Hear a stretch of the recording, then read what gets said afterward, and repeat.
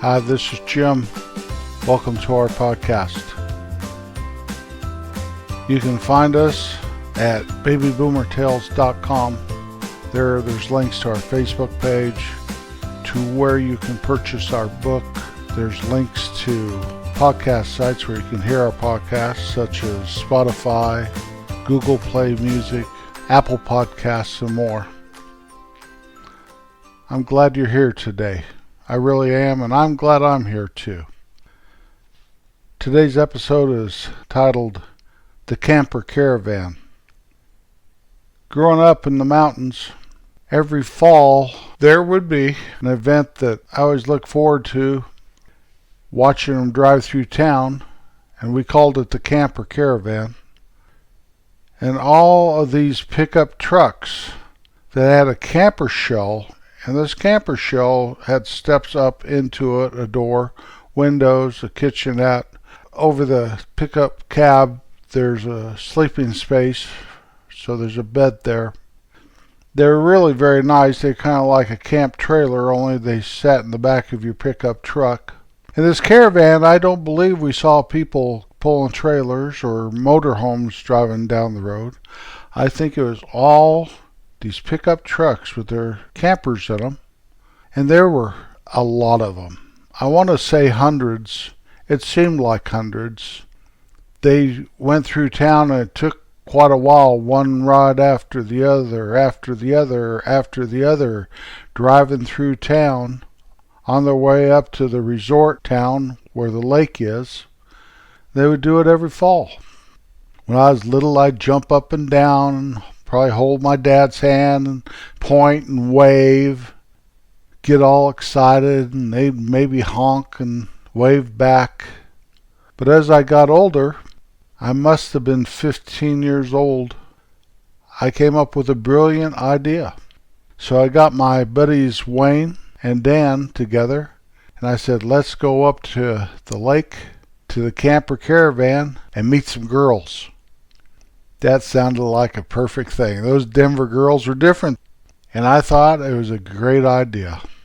Since we were 15, we had to find a ride, and somehow we found a ride, and we got up to the town. And I remember it was already dark, and it was cold. It was the fall, so it was cold up there. You start getting frost very early, like Labor Day, and so the nights turn cold early in the season.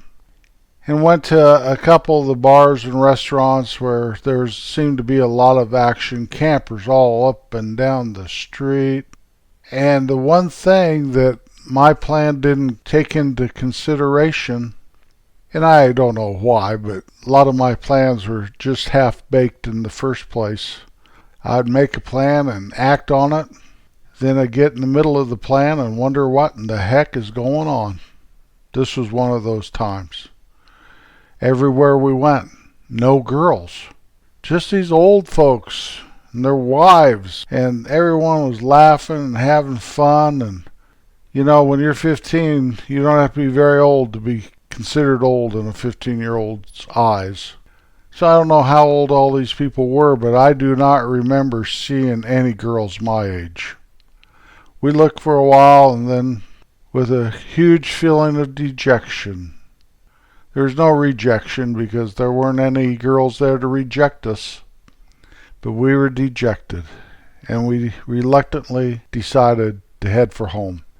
There was another flaw in my plan. We didn't have a ride home. How are we going to get home? Well, that's easy. We're going to hitchhike. I don't know if I said it or if Dan said it. Dan was my hitchhiking buddy so often.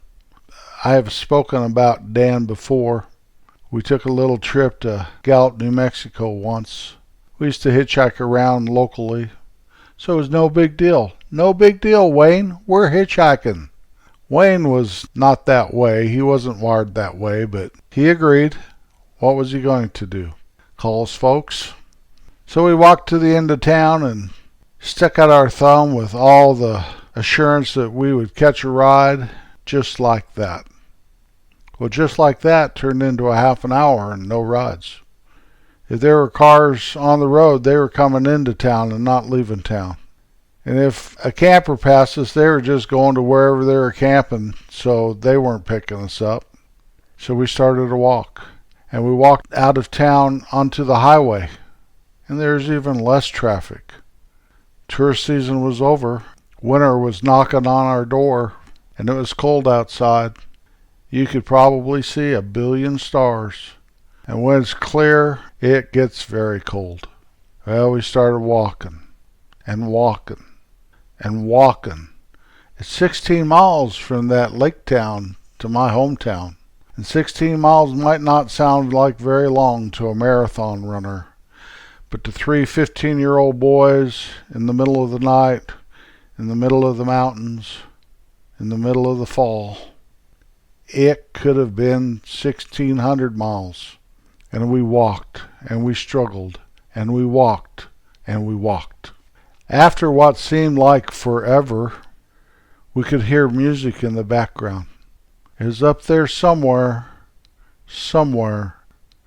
and the more we walked, the louder the music became.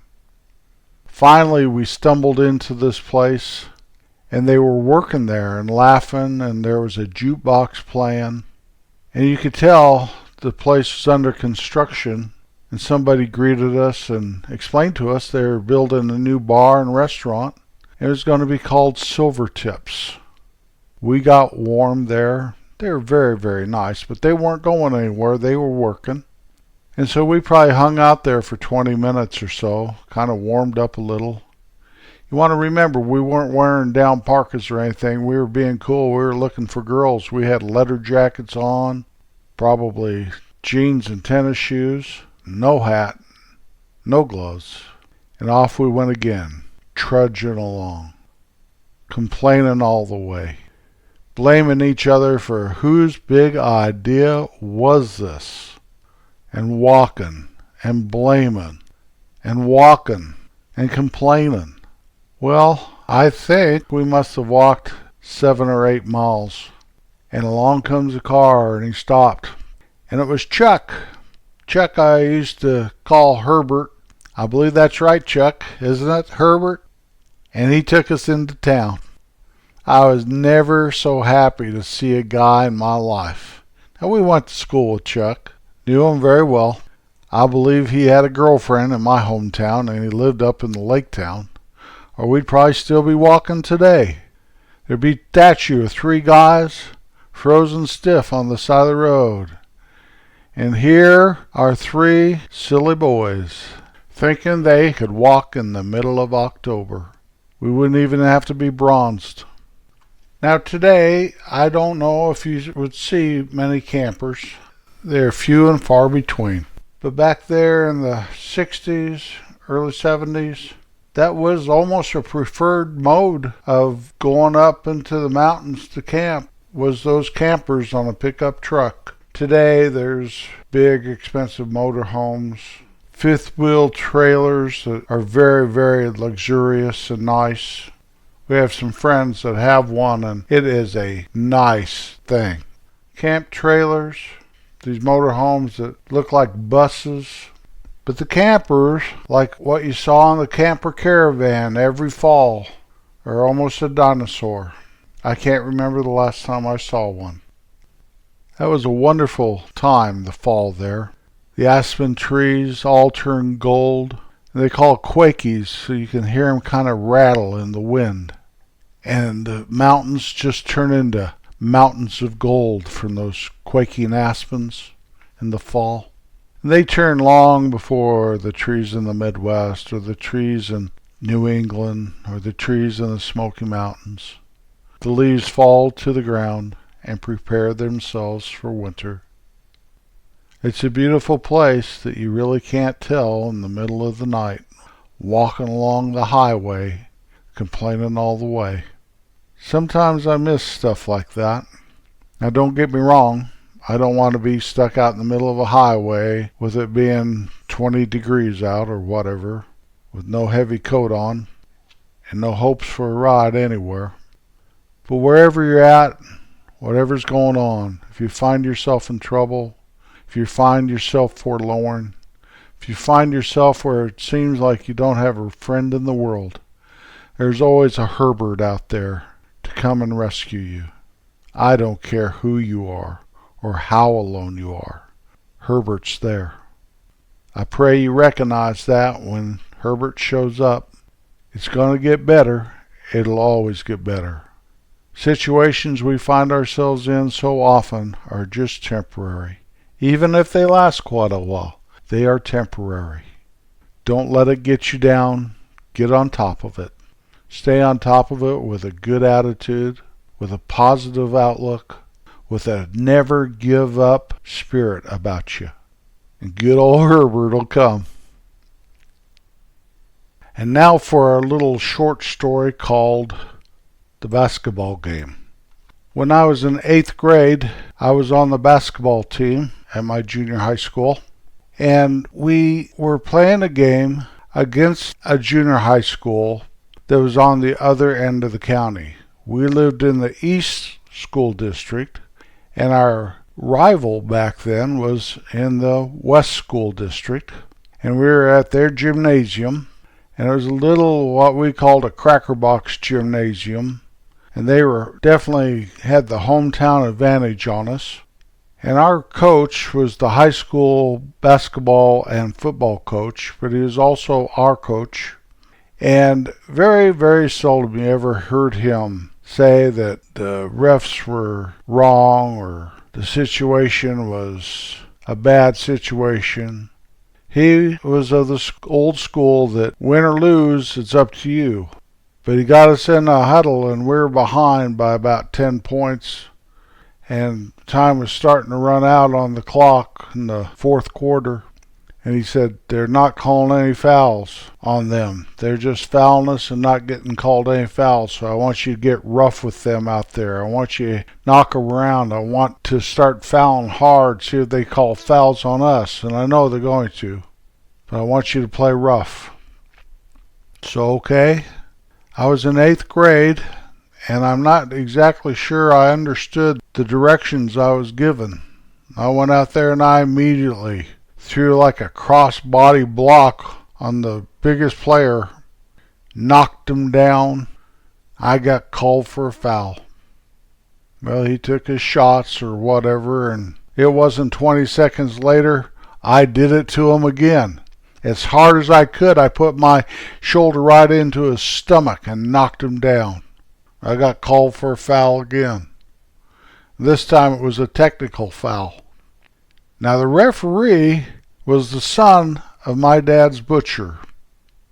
And I knew the guy that I was hitting. I don't know how I knew him. Later on in life, his brother became the town marshal of the town I lived in. But that was before this time. Okay, so we were in the huddle again, and Coach said, not so hard, I just want you to foul him. Well, by that time I was breathing hard and adrenaline was flowing, and we went back out on the floor, and I knocked him on his butt again. And I got kicked out of the game. There were technical fouls, and I remember Richard, my dad's butcher's son, I think he was a teacher over in the West School District, looking right at me saying, you are out of the game, pointing his finger at me. I don't know if we had many fans there, but I remember going sitting at the end of the bench thinking, I did my job. In reality, I didn't do anything of the sort. I just got all rough and tough on a kid bigger than me, and I was protected by the rules, or he could have probably plowed me into the ground. I really liked basketball. Basketball was a good game. Our coach was a great coach. I'm sure he wondered about me sometimes.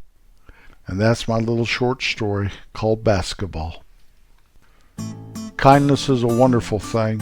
It's something we all should practice every chance we get. So if sometime, somewhere down the road, you find yourself where you've forgotten to be kind in a situation, just brush yourself off and determine to be kind the next time you have an opportunity. Thank you so much for listening to my podcast. If you enjoy it, I ask that you share it. I'll be back next Wednesday.